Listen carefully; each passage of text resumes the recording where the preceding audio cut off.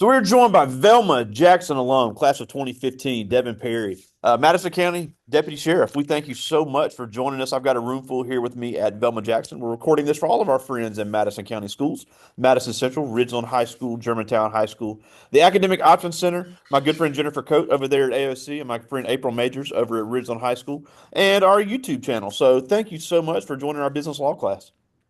Yes, sir. Thank you. Thanks for having me.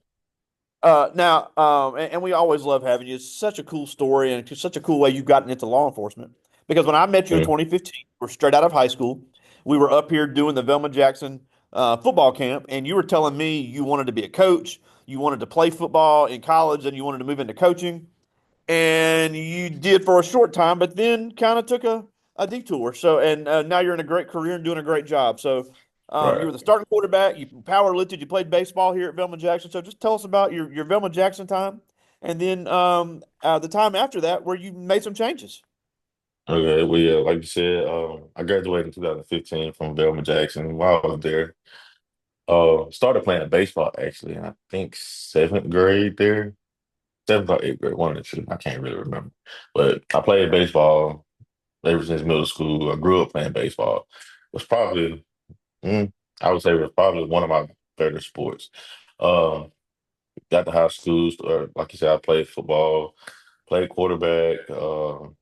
Power lifted. I actually won my senior year. I was the 181 champion in 3A my senior year. Graduated, left, went to Mississippi Delta Community College, played ball there, left there, went to Holmes Community College, and then I made my way to Alcorn, where I was a part of that team for 1 year and actually got a SWAC championship ring. Oh, cool. Um, so and I was a part of a great group of guys down there at Alcorn, and was able to experience that sweat championship life. Uh, Graduated in 2019 from Alcorn, and actually one of my coaches that was at Belmont, he actually gave me my first job coaching and teaching over at League Central, Coach Martin. Uh, Big shout out to him for getting me started in my career, and taking a young guy like me and basically throwing me in the fire. Uh, I enjoyed it. I did 2 years there at League Central. I coached football, baseball, and powerlifting there. Um, Eventually, I went over to Nova's Ranking, where I did 2 years there. I was coaching football there and did powerlifting there. And I kind of took a career change in 2022, I want to say it was. Took a career change and went over to the law enforcement side. I moved up to South Haven, just kind of packed up my life and was like, brand new start. And decided to move 3 hours away from home. And I enjoyed it there. Went to the Mississippi Delta Community College Law Enforcement Academy. Um, had looking back on it at least, it was fun. The day that I spent there, it sucked. And we had this saying, just embrace the suck. And I guess I started to and didn't realize it became easy. It wasn't nothing to it to me. I mean, I played football. It was just another fall camp to me, just a little bit long, just 12 weeks of fall camp. Uh, and I got out of that, went back to South Haven and worked for like a year. And I have a son that stays back home here, and kind of got, I would say, like homesick, wanted to be back around my son more. I wasn't seeing him like I needed to. So I decided to come back home. Came back home, went, I originally wanted to work for Madison County when I came back home. That's where I originally wanted to be. And I went to Flowood and worked down there. And I got a guy walked actually in my apartment complex from Madison County, one of the deputies. And I just asked him a general question. I was like, hey, y'all hiring up there? And he was like, actually, we are. And he gave me the guy's number that does the hiring, which is our deputy chief. And, it was just like a shot in the dark. I was like, well, I'm gonna call and see what happens. And I called him and he was like, oh yeah, I remember you. You actually brought your resume up here and put it in my hand the first time. And he was like, yeah, we weren't hiring at the time. He was like, but, you know, I'll give you an interview. And they gave me an interview and basically hired me that day. Um, That's awesome. and I've been there ever since. It's been it was like last May. So I've been there ever since. I love it. No complaints about the department. It's it's a job. Like anything, it's a job. You never know what you're gonna walk into a day-to-day basis. It's always something different. Like you could go all night, no calls at all, which that is great for the county area to not have any calls. Like, and then some nights you have where it's back to back for a few hours. And it just depends on it just depends on the night. You never know. But I enjoyed it. I enjoyed when I was in South Haven. I enjoyed my time there. When I was over in Flowood, I enjoyed my time there. Um, all but with Flowood and the Madison County Sheriff Department, I can say are a completely different pace from when I was in South Haven. South Haven is like basically you come to work at 6 o'clock, you're gonna be like running calls or whatever until at least 3 o'clock in the morning. Here, like I said, you might not get any calls. And that's the same in Flowood, which is, great for the area. You go all night and not get any calls. But, like I said, that's a day-to-day thing. You just never know. Yeah, and we've all seen the cop shows. We've all seen the movies, and and we all watch cops, and we see the doors kicked down and the shootouts and the car chases and the catching the bad guy. But that is such now in the big city, because I've seen it. I was in New York City and saw it look like a movie. All these undercover cops all of a sudden pull their badges down and they're getting the guy on the ground, and that does happen. But it's such a small part of law enforcement. And even though you're trained to do all that, you do so much more than just chasing the bad guys. You guys do a lot of event management. You're directing traffic. A lot of times, like you said, you have a call and you're literally just there to be a mediator and get everybody calmed down and send everybody home. So just talk about some of the different things that police officers and deputy sheriffs do that I think a lot of people don't understand. Yeah, well, it's like that cops and, what is it, body cam. I think that's the body cam one may be one of the most realistic to me. Now, like you said, you do, you do have those things that do happen. You do kick down doors. You do chase people in cars. You do have the guys that do the undercover work. But like you said, those things are like maybe, sometimes once a week or once a month. Like, yeah, it don't happen. It's not an everyday thing. And definitely when you watching those shows, that's why they hop around from department to department because you don't get that type of action all day. Well, every day, all day.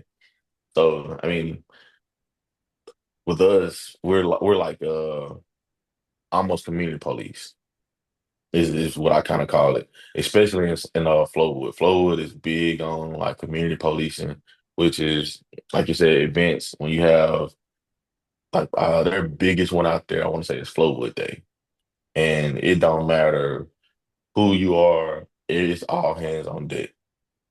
If you're off that day, you're working. Like it was mandatory, and I didn't really. They told me about it when I got hired, and I kind of brushed it off, and I was like, oh yeah, whatever. And y'all just saying that. But no, that's serious. Like if you're not about to pass out yourself, you better be at work that day.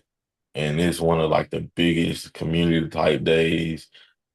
And all you do is pretty much walk around. You're there for security, honestly, but all you do is pretty much walk around, be seen, interact with the community, take pictures with people. Because, like, believe it or not, a lot of people like law enforcement. Like that's one of the things that going look at on the outside looking in, you hear about all the bad things, but there are a lot of good police officers out there. Regardless of what you hear, there are a lot of good ones. And people recognize that because I mean, even the bad people, when the bad people get something happen to them, they're gonna call us. It don't matter. Like you could be one of the most stand-up citizens there is, and then you can be one of those guys that rob, kill, steal, and all that. But the one thing that they have in common, bad things happen to everybody. and everybody looks toward the police, no matter what they might feel. They turn and look toward the police and sheriff deputies. So, I Yeah. mean, being seen in the community is one of those things where I could say the sheriff department and certain police departments do really thrive on. Like they want you to be seen. Um, as far as call wise, I mean, most of our calls, like every call you go on, you're not taking somebody to jail. Like you said, you're being a mediator because at that time is that person's worst time in their life. You like no matter how small or big it is, that's a bad time in their life. So you have to come there and regardless of what your opinion or your feeling is about that person, that place, or the situation, you have to put all that to the side and you have to do what's best for that person. And like, cause that at that time, like I said, that's that person's worst or that lowest moment in life because the is there.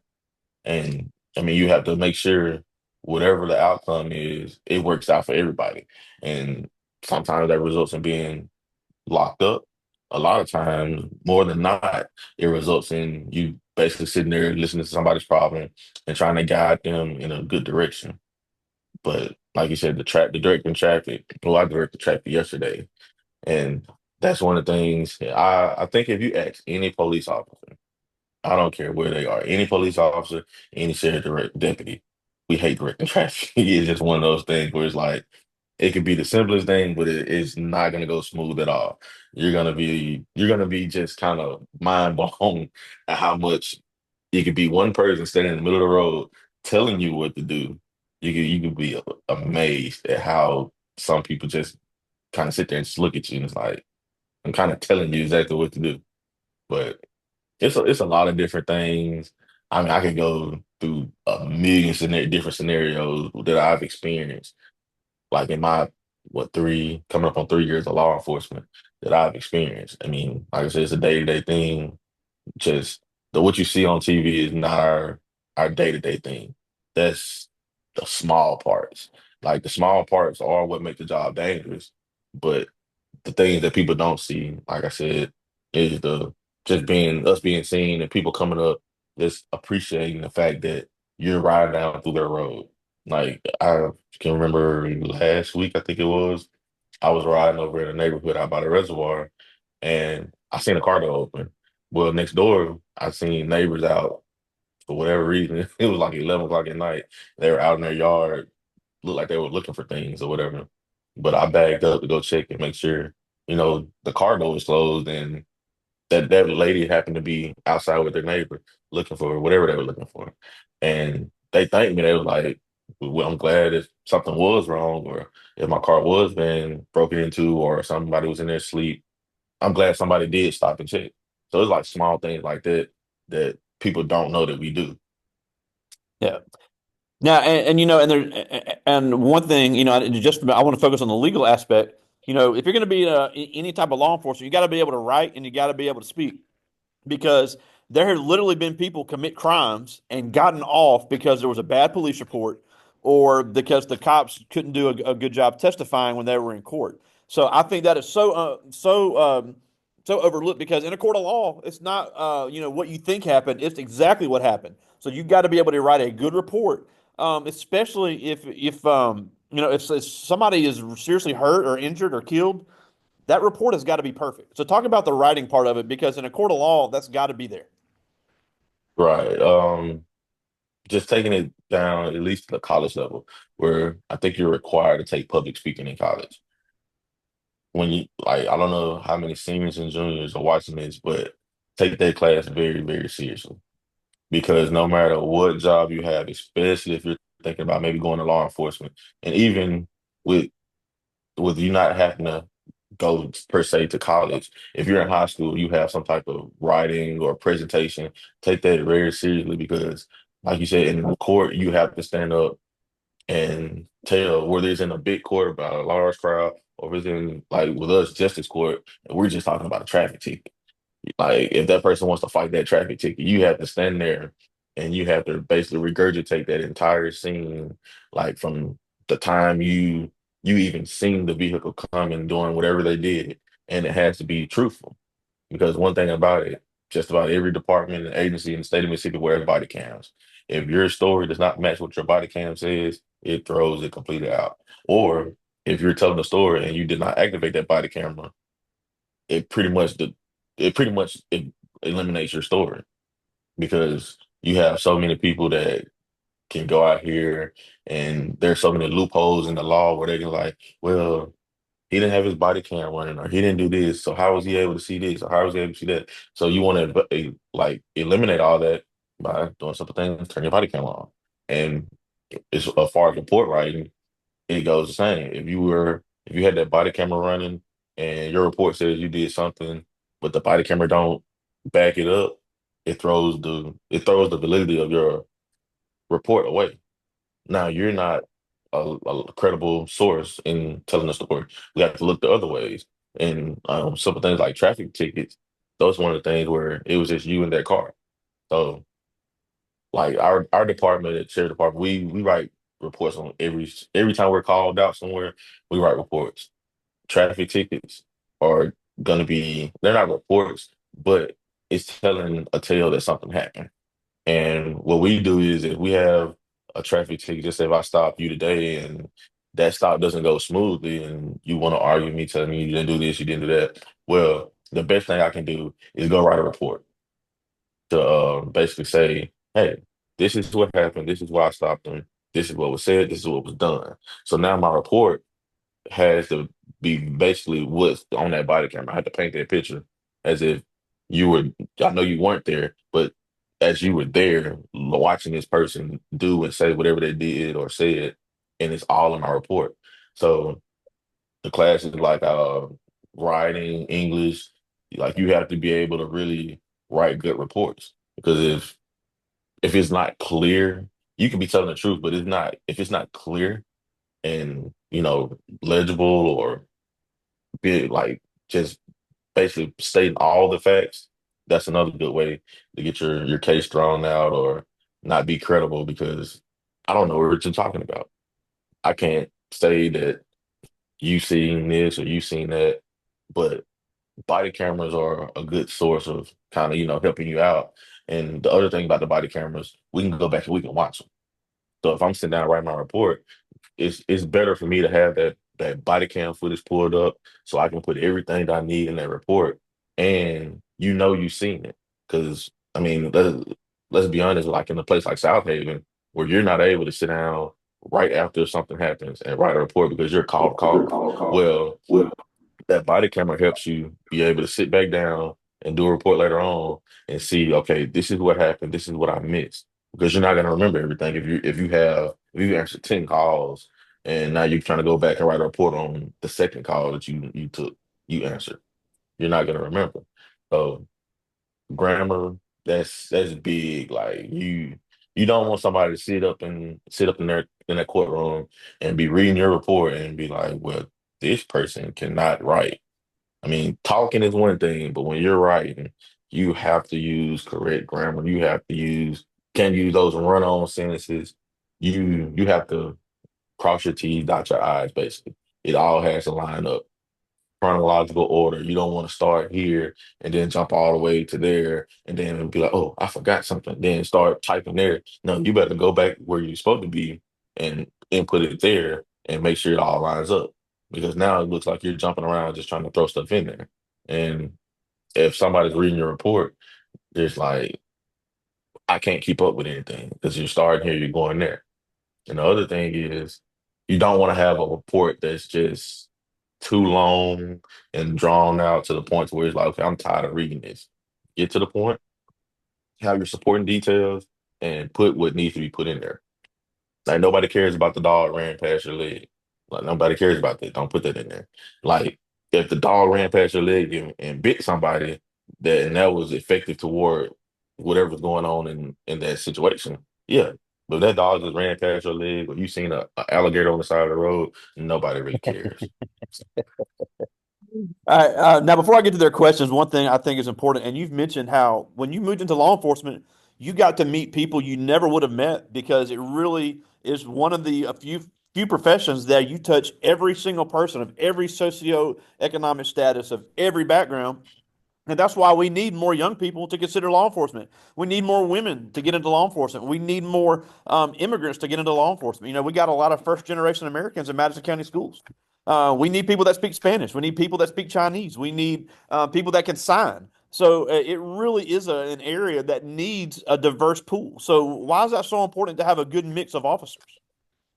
Well, like you said, our our Hispanic population is very big, and not it's not just in Madison County; it's everywhere. Um, so take your Spanish classes serious. Like you would be surprised on how quickly you will be hired or taken over somebody like me. I could have my 10 years of law enforcement, but I don't speak Spanish. But you come in, you're one, and you put on their application, I speak Spanish, and they ask you about it in an interview, and you can prove that you speak Spanish, you'll get picked before me. Simply because we deal with Hispanics a lot. Like that's one of the things where it's one of those things where you can't avoid it now. Because they live everywhere. You can't say, well, I'm just gonna avoid Ken or I'm just gonna avoid Ridgeland. No, you can't. They're everywhere. They're in Ridgeland, Madison, Jackson. They're out in the country. They're everywhere. So you have to be able to be diverse, and you have to be able to like be like a chameleon. Basically, you have to be able to go into these neighborhoods and not necessarily act like, oh, I own a neighborhood, because that's one of the quickest ways for people to turn away from you or to be that like basically have that look like, oh, here come the police. They finna do this. They finna do that. Like you don't like they already have that in the back of their mind. So when you show up and if the situation don't require you to be on how people say like on 10 and you can be like a 3 or a 4, like you need to be that 3 or that 4. You don't need to escalate the situation just because, oh, I'm on the scene. Like our first job when we get on scene, no matter what it is, it could be a shooting scene. Like we need to find a way to de-escalate the situation. However we do that is how we do it. But you don't want to be showing up to say somebody's somebody's child is missing. You don't want to show up in there like yelling and talking all loud, like making them no, you have to be on that level of the situation. And like certain situations don't call for you to be there and be loud. Like it'll be very, very clear when you need to show up on 10. Other than that, I mean, you have to be able to basically put yourself and move right into whatever the situation is. So, like I said, being a chameleon is real big in law enforcement. And like, when it comes to you said the economic status of people of places, like different places, they already, like I said, have this look on law enforcement. So when you show up, you can't judge a person by the scene that they're in. Because they might live there because that's just their economically uh that's their economical way of living. But this could be a smart person that just, down on their luck right now. Yeah, Like absolutely. you never know what you can get out of somebody or what you can receive from somebody until you talk to them. Because I've been in some bad neighborhoods and talked to some people, and I'm like, man, this person actually has a whole lot of sense. They just might not be able to afford to stay in certain places, Yeah. and you have to go into every situation basically as a blank page. If you've Yep. been to if you've been to Johnny's house 17 times in the last month, and this could be the one time where Johnny honestly is in the right and he needs you. So you have to take out all those other 17 times and treat Yeah. every time like it's the first time. Wow. So that's one of the things where, you know, a lot of I ain't gonna say a lot, but some people lack the know-how as to treat every situation like it's the first situation. And I heard you mention women in law enforcement. That's one thing that we need more of as well, because like men are not the only one who commit crimes. And certain crimes, whether it's committed by a man or a woman, like you have certain things like certain like rape situations. Like I've seen it a lot where if it's a female that's involved, they're not gonna want to sit here and talk to a man about what happened. Like they're feel more comfortable talking to a female.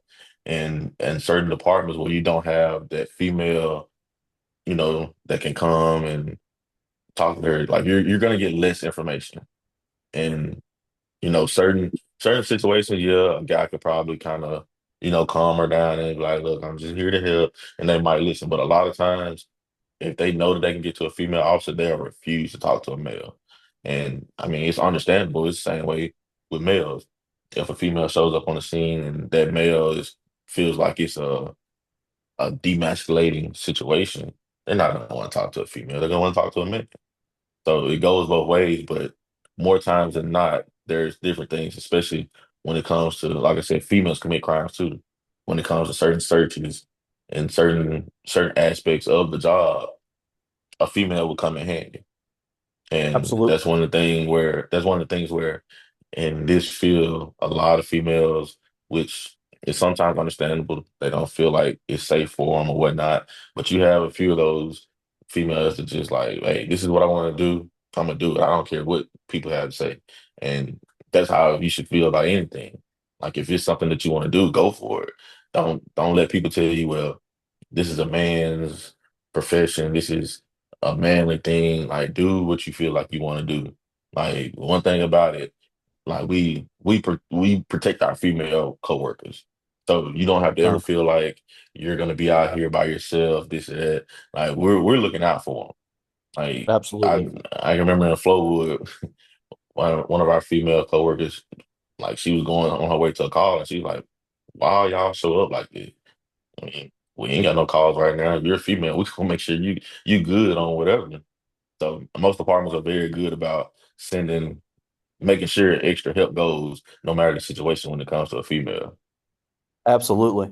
But I do have some questions from the students. I'll get to as many of these as I can. And I like this first one. This is Edward Flowers. He's in 10th grade. He's in our band, plays baseball as well. And he asks, you've had a short career in law enforcement, but have you ever been discriminated against because of your age or any other factors?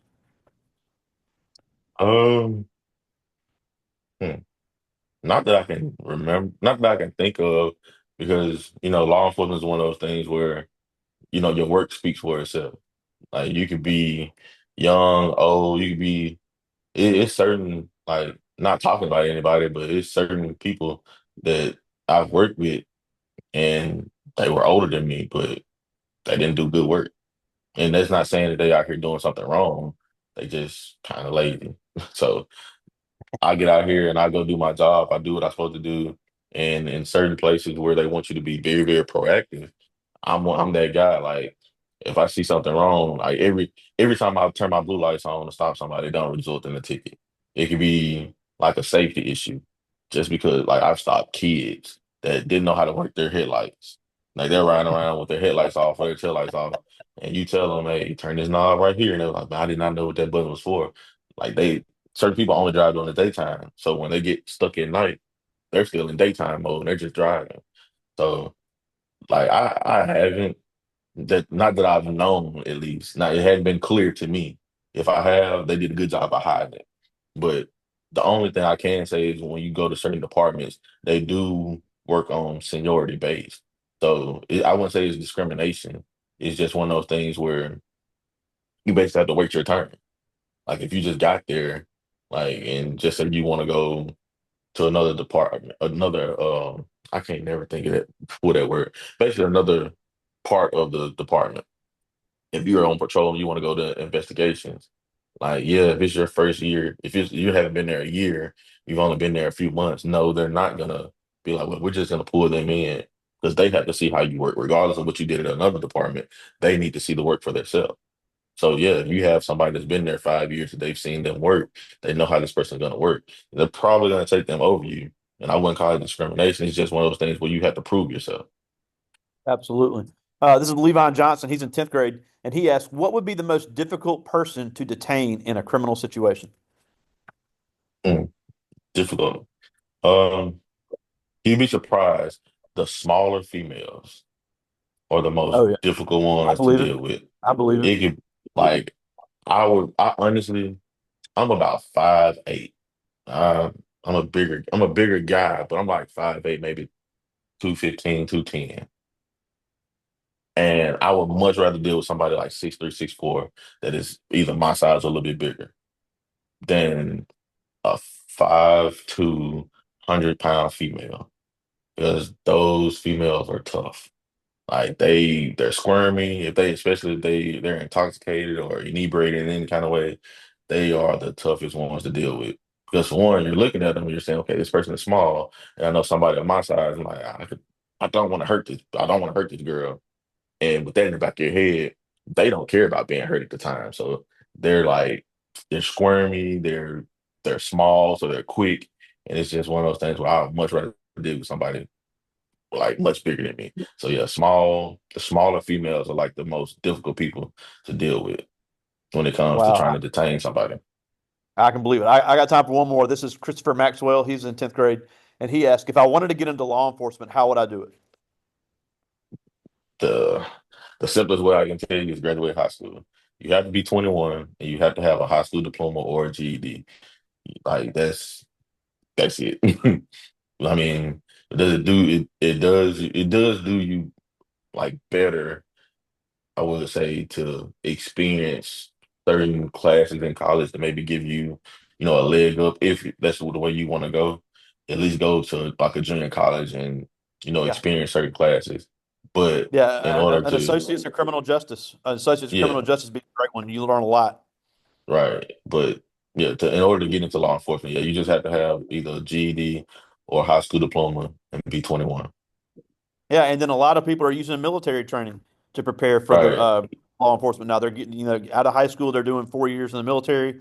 They've got that military training, and that looks good on a resume. They're 22 years old. They can move right into law enforcement. I know several people that have done that, and they said it was a great route for them. So that's another way.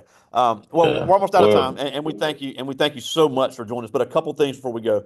You know, unfortunately, unfortunately, in my case as well, we've seen too many people that have made bad decisions that have been locked up or unfortunately killed because of going down the wrong path. And I know you see it every day. You see young people that it's just, how could you throw your life away like this? So, and I know you've been inside the Madison County Jail. Is there anything cool or fun about being locked up because you've made some bad decisions breaking the law? there is nothing cool about jail. That is one of the I'm not saying nastiest places because of the looks, but the people. That's one of the nicest places you can go is anybody's jail because of the people. I mean, you don't know who you're gonna be in the cell with. Like, there's not always guaranteed that you're gonna only be in the cell with one person, and you have to sit there and you have to deal with somebody coming in that might be spitting everywhere, that might be so drunk that they're throwing up everywhere, like they're sweaty, they're laying on you. Like there's no concept of personal space in jail. Like your space is their space. So there is not I can't tell you not one good thing about going to jail. If you can avoid it, avoid it. If you can walk away from a situation, walk away from it. Yeah, and it's sad that and we're losing too many people. We've lost too many young people to the prison system and to gang violence and to gun violence, and it really is sad to see. But you've done such a good job of being a great example, and I know, and I speak for so many people. We are so proud to call you an alum of Velma Jackson. So as these kids get ready to transition out of high school, why is it important to not only if they're even if they're not interested in being in law enforcement, which I know it's not for everybody, why do they need to understand why law enforcement is here to help and not all this negative media portrayal? Well, one, it like even if you're not gonna go into law enforcement, like know the law. Don't be like some of these people that go out here record and just saying all this off the wall stuff. Like learn the laws and everything in your area and your state. So you actually know what's going on. Because ignorance is one of the things that we don't accept. Like just because you don't know, we can't give you a pass. And well, you didn't know. No, we can't do that. So know the laws. That's gonna help you stay out of trouble for the most part. And I mean, know that 9.8 times out of 10, we're coming to help. That other point two times is for the bad things that you see or read about. That I haven't I haven't been a part of a department that I've even seen it in. So I can't really say how it looks. But just know that just about every time that you see a law enforcement person, we're there to help. Like you'll Absolutely. get the picture and you'll know when it's one of those rotten eggs out of the bunch that's there. You'll get the picture. Like it'll be very clear to you. But for the most part, every last one of us are there to help. And it helps us when you help us. Like by telling us exactly what we need to know and basically cooperating with us. I mean, regardless of if it is one of those bad apples, like just go ahead and tell him whatever it is he needs to know, and the extra talk, the way you work around those type of people is you tell them exactly what needs to be told, nothing extra, no small talk, no side talk. Tell them what it is, get straight to the point, and leave it at that. The quicker, the quicker you can get us out of your way, the safer that for those people who don't like police, the quicker you can get us out of your way, the quicker you can feel safer in your own space. And that's just by helping us because we don't know what the situation is until you tell us. Like we have a general idea because we were called about what it might be, and we might get there, and it's not even what we thought it was. So that's what goes back to saying have an open mind when you come up on these calls. So yeah, just let us know exactly what we're asking and help us out so we can get you going back on a better path with your day. Love it. Well, again, we thank you so much for joining us. Devin Perry, class of 2015, Velma Jackson, Madison County Deputy Sheriff. Thank you so much for joining us and be safe on the streets. All right, appreciate y'all. I'll talk to you soon, buddy.